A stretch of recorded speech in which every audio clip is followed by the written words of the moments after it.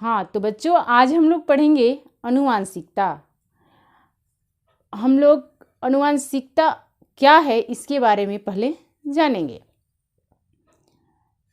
जैसे कोई पुत्र या पुत्री अपने पिता के घर में जन्म लेती है तो या जन्म लेता है तो उसके धन दौलत में जो पैतृक संपत्ति उसके साथ जुड़ जाती है, उसी तरह हम अपने पैदा होने के साथ ही कुछ ऐसे गुण लेकर के पैदा होते हैं जो माँ बाप के द्वारा, माता और पिता के द्वारा दी जाती है।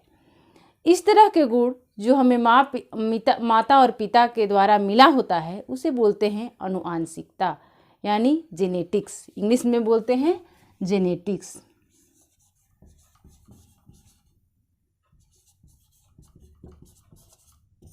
ठीक है। एक ही ऐसा नहीं है कि जैसे कि मनुष्य है तो मनुष्य की धरती पर जितने ही मनुष्य हैं वो सभी एक दूसरे से अलग है। एक दूसरे के डिजाइन थोड़ी सी अलग है। वो बैल के जैसा नहीं सिमिलर होगा, वो भैंस की तरह नहीं सिमिलर होगा, लेकिन अपनी माँ बाप की से थोड़ा सा वो भिन्न होगा। अपनी माँ बाप से थोड़ा सा भिन्न होगा, अपने परिवार के सदस्यों की तरह उसकी मिलता जुलता उसका कैरेक्टर होगा। उसे बोलेंगे अनुवांशिकता। यानी संतति, यानी आने वाला संतान, जो आया है वो संतान, नया संतान अगर माता पिता से जो गुण को ले करके आते हैं उस गुण को हम लोग बोलेंगे अनुवांशिक गुण, है ना।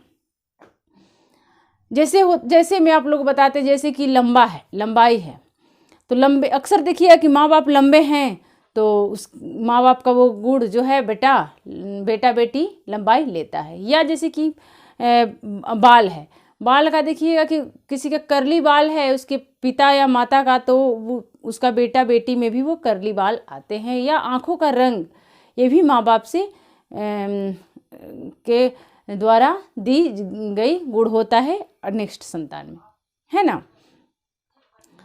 तो इस प्रकार हम लोग आज ये क्यों होता है और कैसे होता है इसके बारे में हम लोग पढ़ेंगे। देखे होंगे आप लोग कि कभी कभी देखे होंगे कि गोरे गोरे माँ बाप हैं, एकदम गोरे गोरे, माता और पिता दोनों गोरे हैं, लेकिन उसका संतान कोई एक काला निकल गया।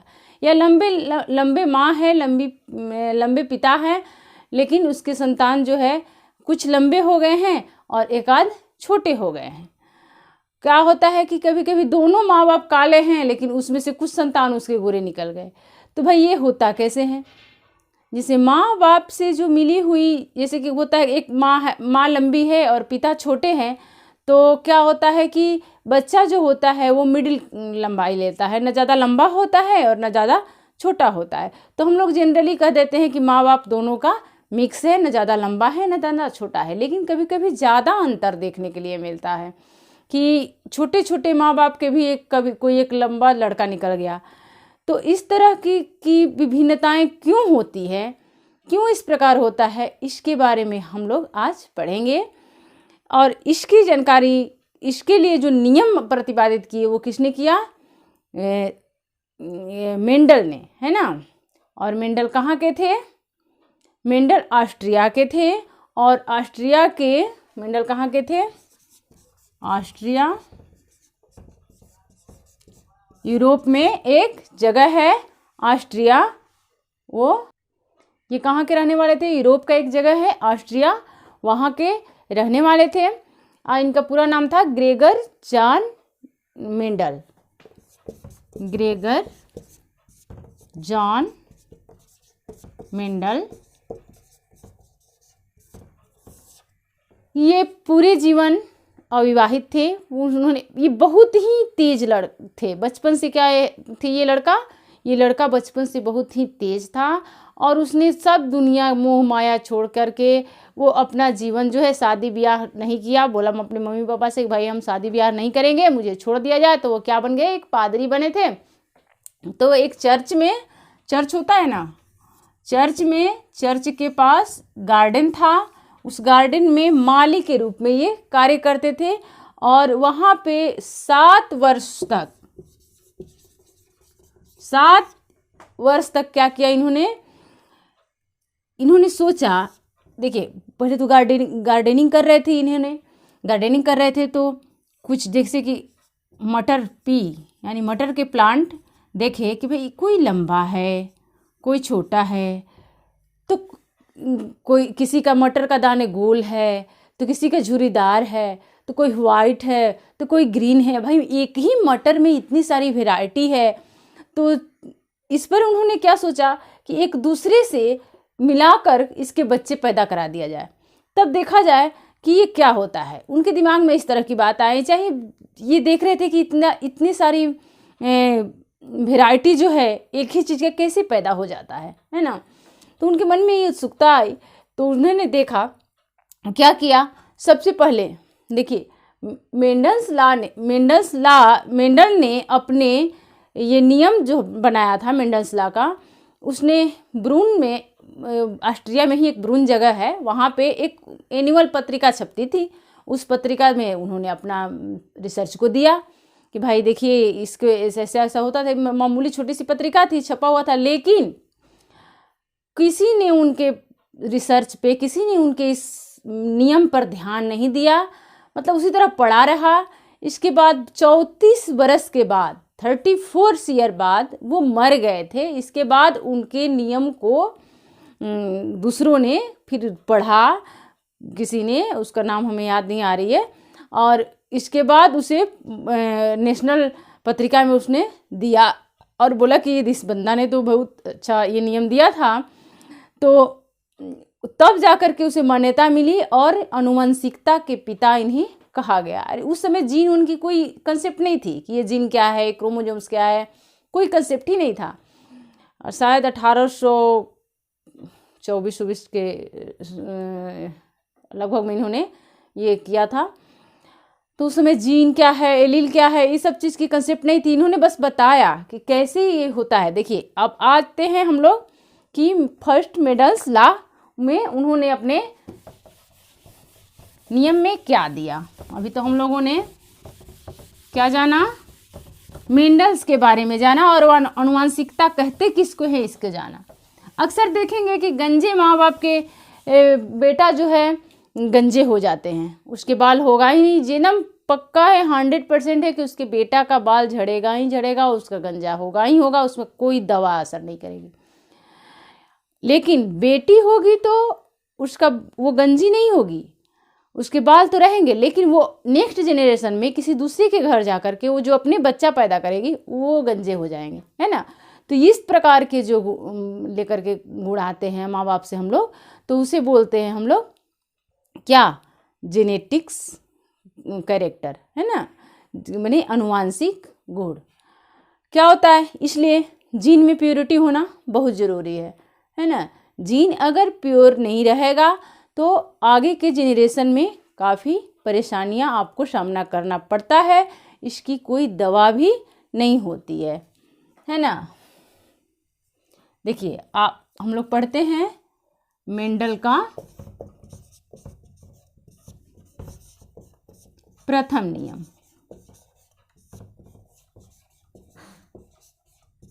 मेंडल ने जो नियम दिया वो आज तक आनुवंशिकता में, उसे जीवों में भी, इन्होंने मटर का पौधा, देखिए क्वेश्चन आता है मैट्रिक क्लास में कि मेंडल ने अपने प्रयोग के लिए मटर के पौधे को ही क्यों चुना।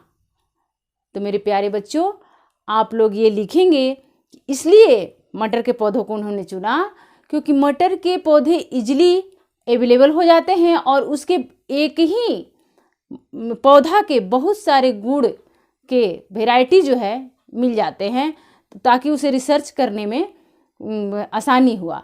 देखिए अगर आम है तो आम तो बहुत दिनों में फल देता है और उसके बहुत सारे वेराइटीज़ को फिर उतना बड़ा पौधा करना पड़ा, उससे आसान नहीं था। तो मटर के पौधे में बहुत सारे देखिए लंबे होते हैं, बौने होते हैं, उसके मटर के दाने गोल होते हैं, झुर्रीदार होते हैं, कोई ग्रीन होता है, कोई वाइट होता है ना। तो बहुत सारी वेराइटियाँ है जिसे उन्होंने रिसर्च किया और बहुत कम समय में ये मटर के पौधे का हम लोग नेक्स्ट जनरेशन कराकर हम लोग देख सकते हैं, है ना। इसलिए इन्होंने चुना। हम लोग यही बात लिखेंगे, ये बात लिखेंगे तो 100% आपको मार्क्स मिलेगी ही मिलेगी। मेंडल्स ने क्या किया कि एक टॉल लिया, मतलब पौधा लिया मटर का जो लंबा था, है ना, और एक पौधा लिया जो बौना था।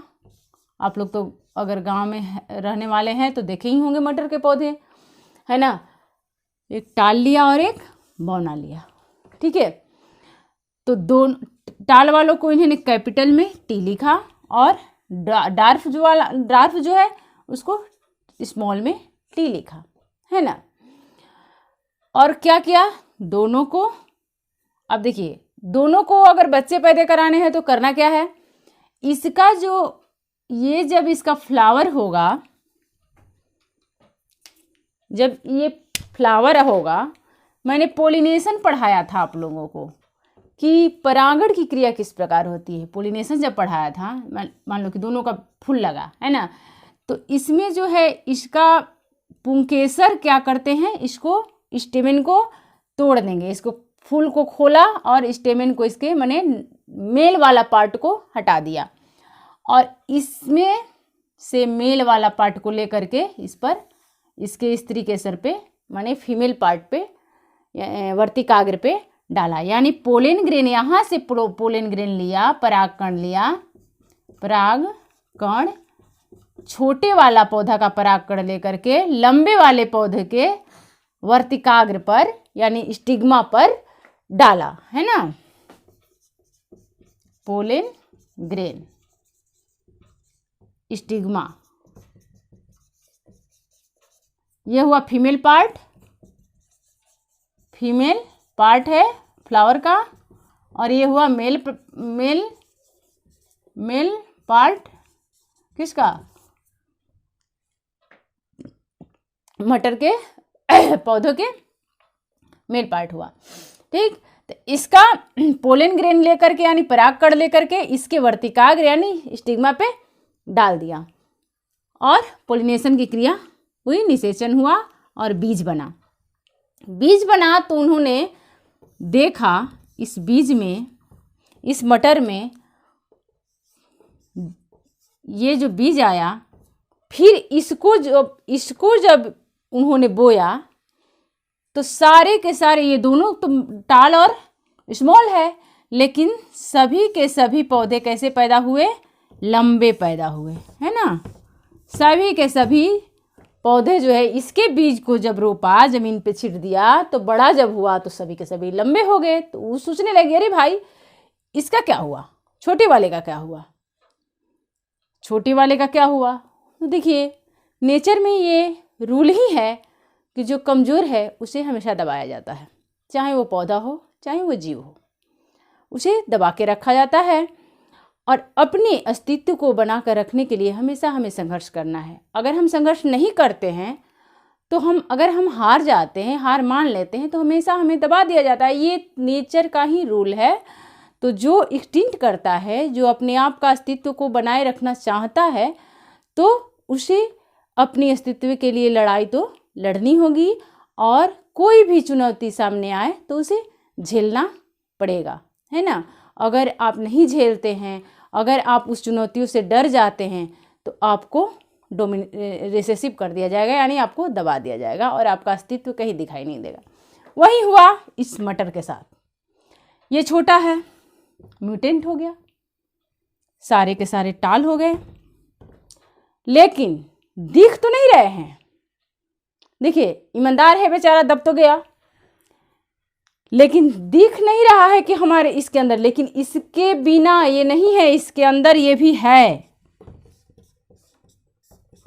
ऐसे हुए, है ना। इस प्रकार के जितने पौधे पाए गए, उसके अंदर, इसके जीन में, यानी उसके बनावट के अंदर जो है छोटा पौधा का भी गुण छिपा हुआ है। वो छिप गया है, उसके बिना बन तो नहीं पाया, उसको मिलके ही बना, लेकिन वो छिप गया है। उसको बोलते हैं F1 जेनरेशन। उसको उन्होंने क्या बोला, F1 जेनरेशन, यानी फर्स्ट जेनरेशन, है ना। इस प्रकार के पौधे जो लंबे तथा डार्फ को लेकर के बनाया गया, तो उसको क्या बोलेंगे? F1 generation. अब हम लोग फिर यहां समझते हैं। देखिए, दो प्रकार के कैरेक्टर को पहले समझिए, इसके बाद हम आगे समझाते हैं। ये रहा इस तरह की जो बना, इसको बोलेंगे डोमिनेंट, यानी जो दब गया उसको बोलेंगे रेसेसिव, और जो सामने आया उसको बोलेंगे डोमिनेंट, है ना, यानी प्रभावी लक्षण। और इस प्रकार के जो आए उसको बोलेंगे, जो देखने में कद काठी जो आपको दिखाई दे रहा है उसको बोलेंगे फिनोटिपिक जनरेशन कैरेक्टर, है ना, फिनोटिपिक कैरेक्टर उसको बोलेंगे। और जो जीन वाला दिखाई दे रहा है आपको इसके अंदर, यानी इसके अंदर की बनावट जो है, किस प्रकार की बनावट है, इसको बोलेंगे जीनोटिपिक कैरेक्टर, है ना, इसको बोलेंगे जीनोटिपिक कैरेक्टर है। अब हम लोग समझ रहे हैं बच्चों? अगर नहीं समझ में आएगा तो आप लोग कमेंट में भर भर के कमेंट करिए।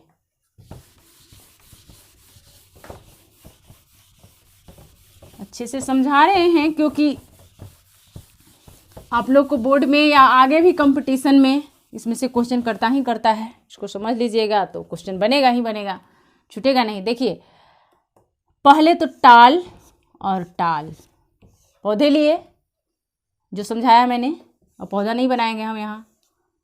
स्मॉल टी लिए, स्मॉल टी क्या किसको सूचित कर रहा है? ये ड्वार्फ को, यानी बौना पौधा को, छोटा पौधा को, और ये लंबा पौधा को सूचित कर रहा है। इसके गैमीट बनाएंगे। गैमीट में कुछ नहीं करना है, बस ये टाल है तो एक निकलेगा, म्यूसिस होगा ना। म्यूसिस में क्या होता है? डबल है तो उसका क्रोमोजोम, म्यूसिस आप लोग नहीं समझ पाइएगा इसलिए कि आप लोग को अभी सेल डिवीजन पढ़ना ही नहीं है। यानी जैसे गैमीट बनता है तो उसके क्रोमोजोम की संख्या आधी हो जाती है, तो एक आया इसमें से और एक इसमें से आया, इस प्रकार के गैमीट बने। समझे बच्चों? इस प्रकार के गैमीट बने। अब क्या करेंगे? इस दोनों को मिला करके इसके बच्चे पैदा कराएंगे, तो किस प्रकार बनेगा? इस प्रकार के सारे पौधे इस प्रकार के प्राप्त हुए। ये कैसा देखने में रहेगा? लंबा रहेगा, लंबा रहेगा, है ना। और इस प्रकार के पौधों को क्या बोलेंगे? F1 generation.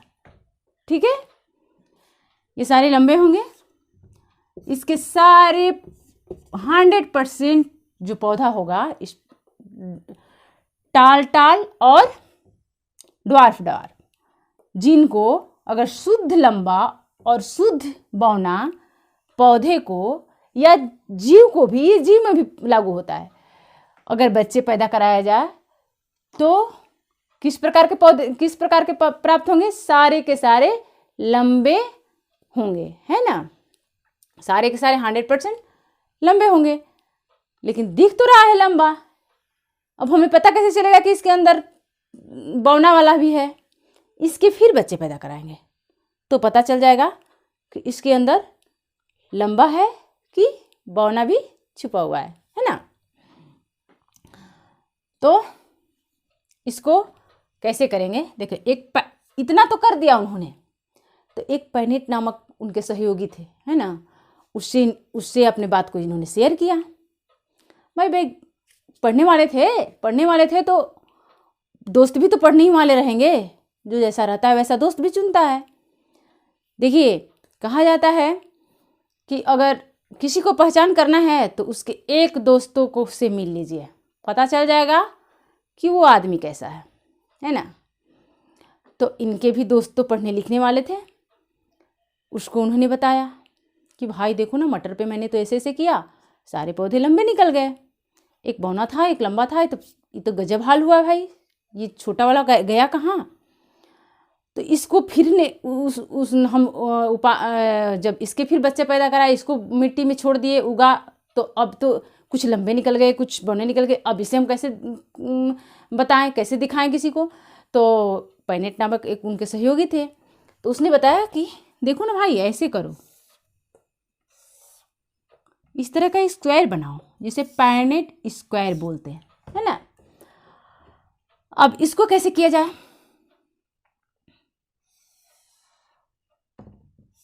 ठीक है, यहां रहा, इसके गैमेट्स को लिखेंगे टी टी टी टी।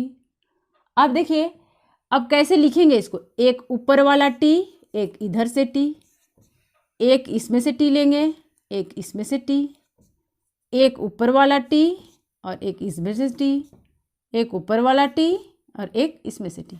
सारे के सारे पौधे कैसे हो गए, देखने में हो गए सारे लंबे, कैसे हो गए, लंबे, है ना। और इसे क्या कहा गया, F1 जेनरेशन, है ना। अब हम इसे मिटाएंगे, आप लोग स्क्रीनशॉट ले लीजिए, इस तरह बनाइएगा। और F2 जेनरेशन में क्या क्या देखने को मिलता है, अब हम लोग इसके आगे देखते हैं। अब हम लोग देखें कैसे F2 जेनरेशन में क्या होता है ना। माने मतलब इस प्रकार के आपको पौधे प्राप्त हुए थे, इस प्रकार का, ठीक है। तो इस प्रकार के पौधे ये कैसे थे, सारे के सारे लंबे, और ये F1 जेनरेशन के पौधे था, F1 जेनरेशन का, है ना। अब इसके गैमिट बनाएंगे। गैमिट कैसे बनाएंगे भाई, एक एक जीन को अलग कर देंगे, गैमिट हो गया, है ना। ऐसे तो बहुत सारे पौधे मिले हैं F1 जेनरेशन में, इसके भी गैमिट बनाएंगे। अब इसको, ये गैमिट तो बना, तो इससे फिर पोलिनेशन की क्रिया करवाएंगे। सेल्फ पोलिनेशन ना हो, इसके लिए क्या किया जाता है, पहले फ्लावर को खिलने से पहले उसके नर अंग को, या नर अंग पौधे का कौन होता है, पोलन ग्रेन, है ना। अरे परागण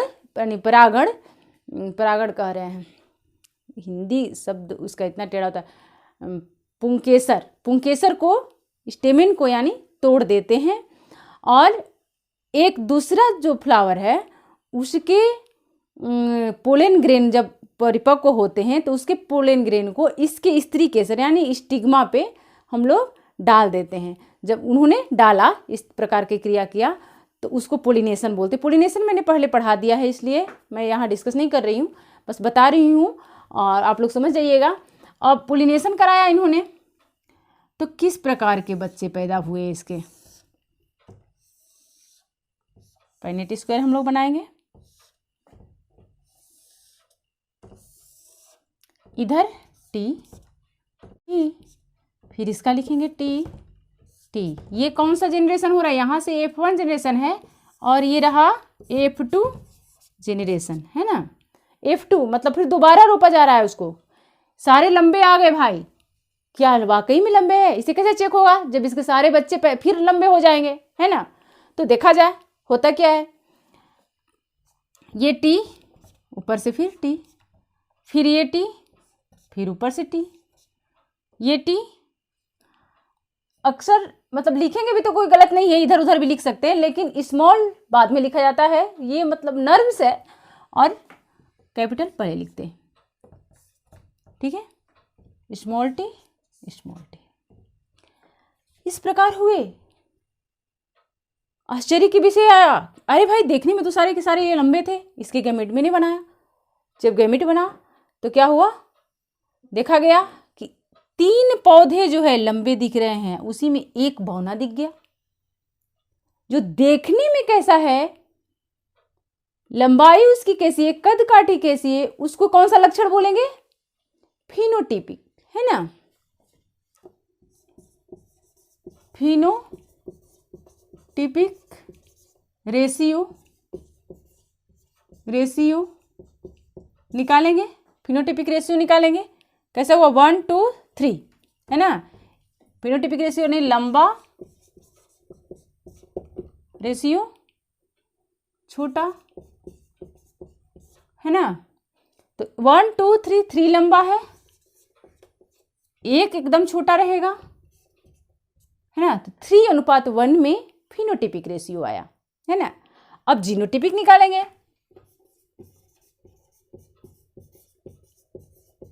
जीनोटिपिक रेशियो क्या होगा,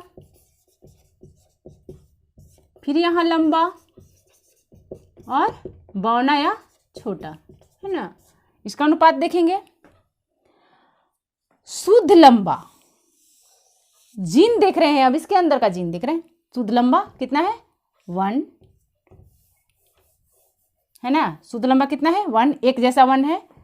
ये और ये एक जैसा है, 1:2, और ये एकदम एक जैसा है ना, 1:2:1। इस तरह हम जीनोटिपिक रेशियो निकालेंगे। समझ गए आप बच्चों।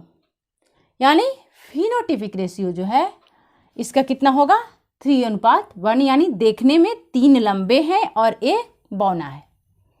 लेकिन शुद्ध लंबा कितना का है, 1 है। मतलब जीन एकदम प्योर जीन किसमें है, सिर्फ 1 में। यानी इससे जितने टी के जितने बच्चे होंगे वो सिर्फ लंबे ही होंगे, उसमें बौना होने का चांस ही नहीं है ना। इसका मतलब कि लंबे तो है लेकिन कोई अपना गुण खो नहीं रहा है, सिर्फ दब गया है ना। सिर्फ दब गया है क्योंकि एक डोमिनेंट हो गया है, एक मजबूत हो गया है, एक झगड़ालू है, झगड़ा करके आगे बढ़ गया है, अपना दिखा रहा है। लेकिन उसके अंदर जो, उसके बिना तो वो बना नहीं है। ये जो रिसेसिव है, जो छिपा हुआ है, वो भी है, वो भी अपना गुण लिए हुए है। ये कहाँ प्रदर्शित कर रहा है, फिर नेक्स्ट जब उसकी जेनरेशन आती है उसमें वो अपना लक्षण दिखा रहा है ना। इसके जितने भी बच्चे होंगे वो शुद्ध लंबे होंगे, इसके जितने भी बच्चे होंगे वो शुद्ध बौने होंगे, है ना। लेकिन इसके और इसके बच्चे होंगे तो कुछ लंबे और कुछ बौने भी हो सकते हैं, क्योंकि ये अशुद्ध लंबा है, शुद्ध लंबा नहीं है ना। तो समझ गए जीनोटिपिक रेशियो और फिनोटिपिक रेशियो हम किस प्रकार निकालेंगे। अच्छी तरह आप लोग समझ गए होंगे, इसे आप लोग नोट करिएगा।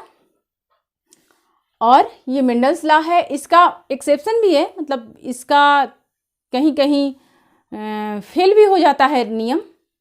बहुत जगह क्या होता है कि ये रूल पूर्णतः पालन नहीं होता है, लेकिन सेकेंड लॉ जो है उसका रूल अभी तक अपवाद नहीं खोजा गया है ना। देखिए इस नियम को बोलते हैं लॉ ऑफ सेग्रीगेशन। क्या बोलते हैं, लॉ ऑफ सेग्रीगेशन। और फर्स्ट बार जो ये वाला जिसे गुण आया वो बोलेंगे लॉ ऑफ डोमिनेंट, है ना। इसे लॉ ऑफ डोमिनेंस भी बोलते हैं, लॉ ऑफ सेग्रीगेशन भी बोलते हैं। सेग्रीगेशन का मतलब देखो, एकदम जीन को पहले अलग अलग किया जा रहा है। सेग्रीगेशन मतलब अलग करना, है ना। जैसे कि टी और टी है तो क्या किया गया, इसको अलग पहले किया गया ना भाई। टी और टी है, छोटा टी है, इसे भी अलग किया गया। और ये एक अलग अलग गैमीट बनाते हैं, यानी कि सेग्रीगेशन मतलब अलग करना। इसे फर्स्ट लॉ को बोलते हैं लॉ ऑफ सेग्रीगेशन। और ये से फर्स्ट लॉ मेंडल्स का फर्स्ट लॉ है ये। इस तरह अगर रेशियो निकालने के लिए आएगा तो आप लोग निकालेंगे। अगर लिखने के लिए आएगा डिस्क्रिप्टिव में, तब यानी कि अगर लॉन्ग क्वेश्चन में अगर देगा तो आप लोग दीर्घोत्तरी में देगा तो आप लोग इसका पूरा बनाएंगे स्ट्रक्चर, पैनेट वर्ग भी बनाएंगे, है ना। F1 जनरेशन क्या होता है, F2 जनरेशन क्या होता है, इसको लिखेंगे। अगर ऑब्जेक्टिव में ये भी पूछ देता है कि F1 जनरेशन में किस प्रकार के पौधे, जब मेंडल्स ने ये प्रयोग किया, अपने मटर के पौधों पर प्रयोग किया, तो उसे F1 जनरेशन में किस प्रकार के पौधे प्राप्त हुए। तो लिखिएगा कि 100% पौधे जो है लंबे पाए गए, है ना। जब F2 जनरेशन की बात पूछेगी तो उसमें पूछेगा कि उसका फिनोटिपिक रेशियो क्या था, तो आप बताएंगे 3:1। और जीनोटिपिक रेशियो जब बोलेगा तो 1:2:1 अगर ऐसा ऑब्जेक्टिव में पूछता है तो।